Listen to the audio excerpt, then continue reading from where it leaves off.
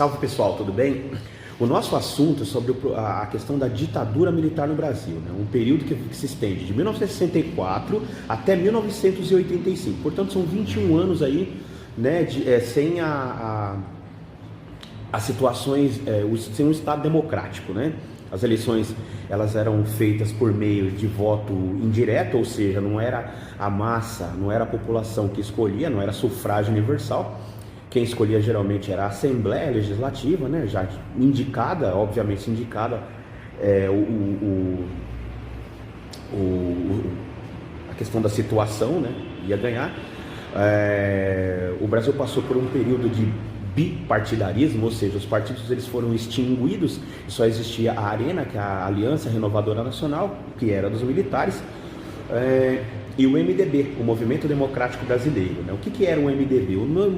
Era um único partido de oposição, só existia um partido de oposição e todas as pessoas que tentavam fazer uma situação ideológica ou política contrária aos militares, necessariamente ele estava filiado ao MDB. E se não estivesse filiado ao MDB, ele tinha seus direitos cassados, seus direitos instituídos. Aliás, uma característica muito pontual dentro do contexto, né, da ditadura militar são os atos institucionais. O que são atos institucionais? São atos, são figurações do ponto de vista ordinário, ou seja, do ponto de vista das leis, que está acima da Constituição. Então os atos institucionais, eles meio que passavam por cima da Constituição. Alguns detalhes, foram 5 atos institucionais que descaracterizavam, né, a questão da livre liberdade de expressão, ou seja, a lei da censura. Existia um filtro, né, por parte, né, de toda a produção literária artística dentro do contexto, né, tudo aquilo que era contra o Estado era taxado como situação subversiva, e subversiva significa que é uma versão não oficial do Estado, é uma subversão. Tá? É uma versão menor, uma versão ideológica, contrária, que tenta derrubar a argumentação do Estado, né? Esse Estado do ponto de vista não, de caracterização de ditadura, né? Também o executivo ganhava plenos poderes, né? Também eleição indireta para os governos estaduais, né? Já que nós somos somos unidades federativas, então cada unidade federativa também tinha essa eleição indireta, indicação de prefeitos de cidades. Então o poder executivo ele não tinha muito poder aí, né? Desde que, é claro, obviamente que a ARENA, né, os militares, eles também tinham aí, a rigor, eles tinham seus deputados eleitos também. Foram 5, ao todo foram 5 presidentes, né? A começar pelo Castelo Branco, Costa e Silva, Garrastazu Médici, Ernesto Geisel e por último João Batista de Figueiredo, né? Esses 2 últimos que eu falei para vocês, eles são bem diferentes dos 3 primeiros. Os 3 primeiros eles são chamados de linha dura. O Brasil ele passou por um momento chamado Anos de Chumbo, porque teve guerrilhas urbanas e foi um momento em que o Brasil criou, né, os militares criaram o DOI-CODE, o DEOPS, né, que é o Departamento de Operações de Investigação Social, né, e depois se tornou elemento de tortura.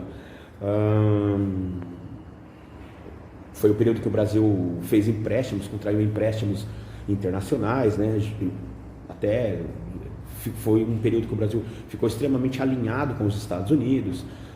Não sei o que estou dizendo, né, mas historicamente esses documentos fiéis que diz que as ditaduras da América Latina são extremamente apoiadas pela CIA e alguns golpes também foram apoiados pela CIA. Então Washington tem uma ligação direta com isso, né?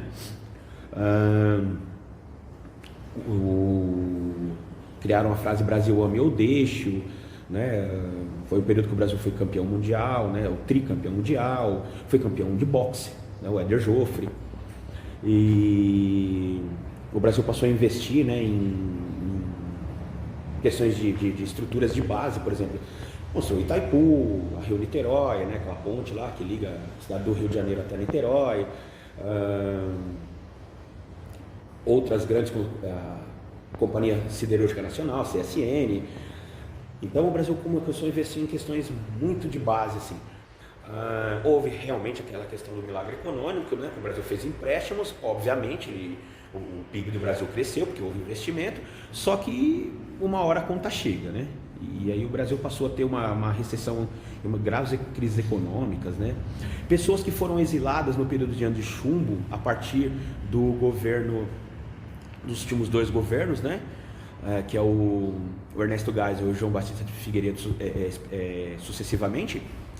Eles foram anistiados, voltaram. Em 1979 você tem a criação do PT, né, que já nasceu com 1 milhão de afiliados, né, o maior partido de esquerda da América Latina.